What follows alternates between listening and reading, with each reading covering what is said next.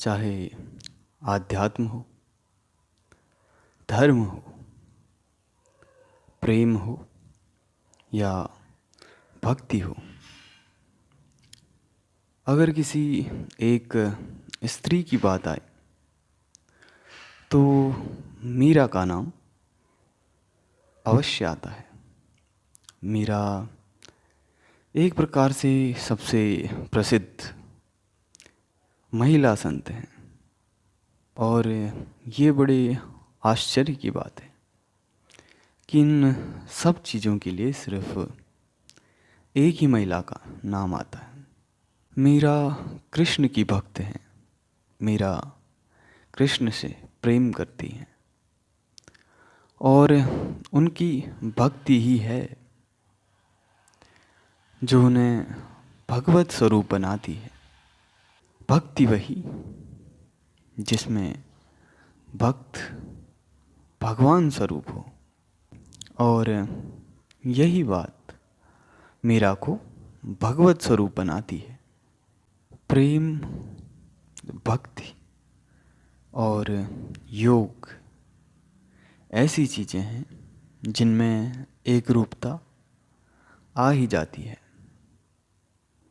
इसीलिए प्रेम योग और भक्ति योग जैसे शब्द हैं, चाहे किसी के द्वारा भी, चाहे किसी के जरिए इसमें लाख कोशिशें हों तब भी एक रूपता नहीं रुक सकती है। एक रूपता आ ही जाती है।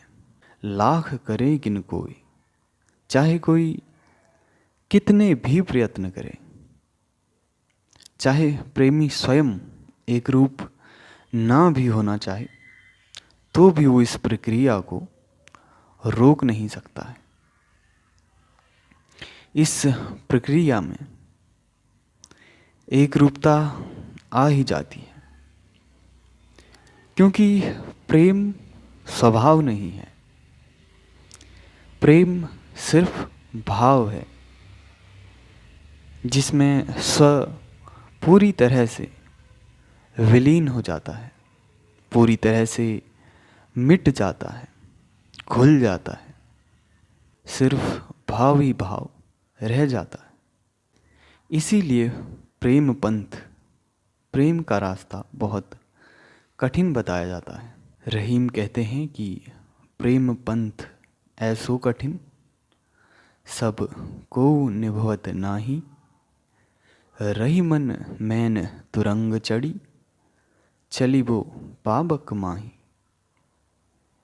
इसका अर्थ है कि प्रेम का पंथ इतना कठिन है कि उसका वर्णन इस प्रकार से किया है कि अगर कोई व्यक्ति मोम के घोड़े में बैठकर आग में चलने का प्रयास करे, प्रेम का पंथ कुछ ऐसा है। और प्रतिस्पर्धा का प्रेम में कोई सवाल नहीं। प्रेम की गलियां वीरान हैं, सुनसान हैं। यहाँ किसी भी प्रकार की कोई प्रतिस्पर्धा नहीं। ये सभी प्रकार के झंझटों से मुक्ति है। यहाँ बड़ी मुश्किल से लोग आते हैं। एकदम साहस चाहिए, अहम हत्या जैसा। खुद को मिटाने का साहस चाहिए और प्रलोभन देने पड़ते हैं। ये प्रलोभन किसी भी तरह के हो सकते हैं, और जिसमें तुम्हारा प्रेम हो, जिसमें तुम्हारा रस हो, जो तुम्हें पसंद हो, जो तुम्हें भाए, उसी के लिए जाना। अगर तुम्हें पत्थर में प्रेम दिखे तो उसके लिए जाना। अगर तुम्हें पेड़ में दिखे तो उसके लिए जाना। अगर तुम्हें जानवर में दिखे तो उसके लिए जाना। अगर मनुष्य में दिखे तो उसके लिए जाना। अगर किसी प्रकार की अन्य चीज़ में दिखे तो उसके लिए जाना। लेकिन किसी का अनुकरण मत करना, किसी की नकल मत करना। मीरा ने कई कष्ट सहे, अपना लगभग सब कुछ लगा दिया। मीरा ने कहा कि मैंने प्रेम रत्न पाया, प्रेम का धन पाया। ये धन संभाल के रखने से बचता नहीं है, इसका हिसाब उल्टा है। ये बांटने से बढ़ता चला जाता है और मीरा इसे बांटती रहती है, कभी भजन के रूप में, कभी नृत्य के रूप में, कभी कविताओं के रूप में और कभी अपनी भक्ति और प्रेम के रूप में।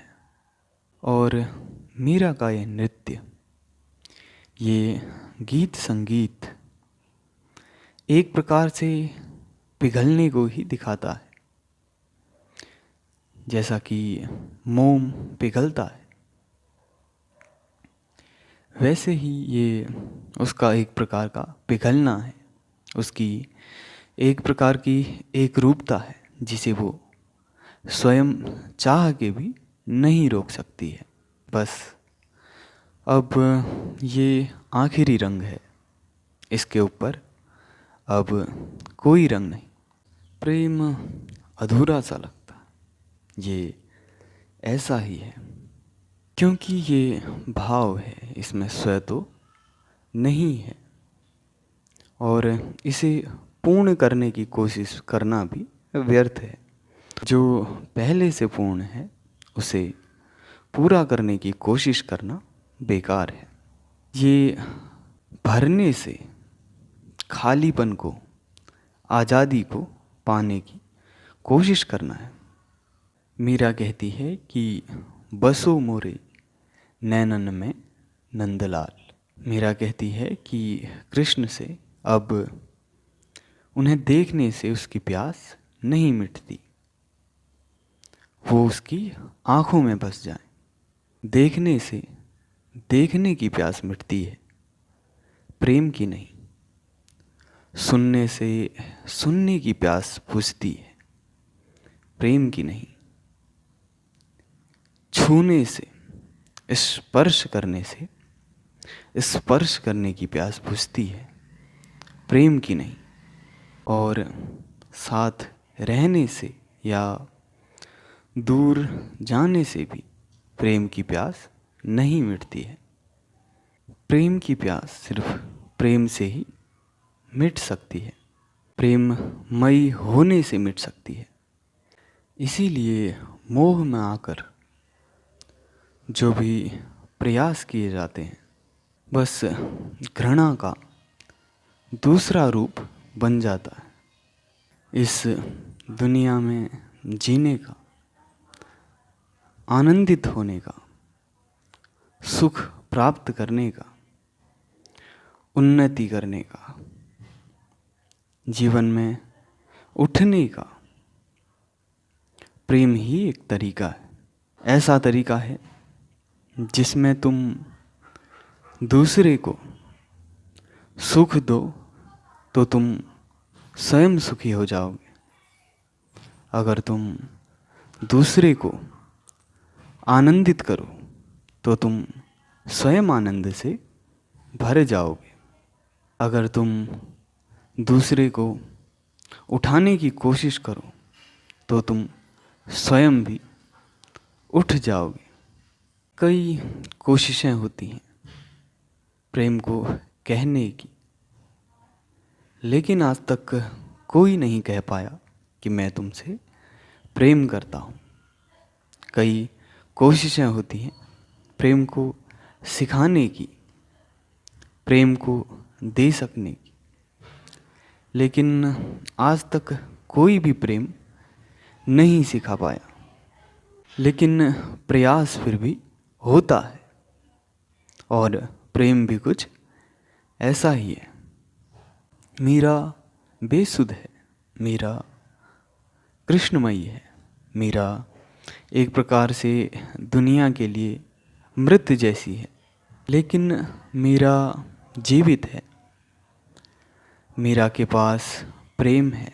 जिसके पास प्रेम है उसके पास जीने की वजह है, और जिसके पास जीने की वजह है वो जीवित है।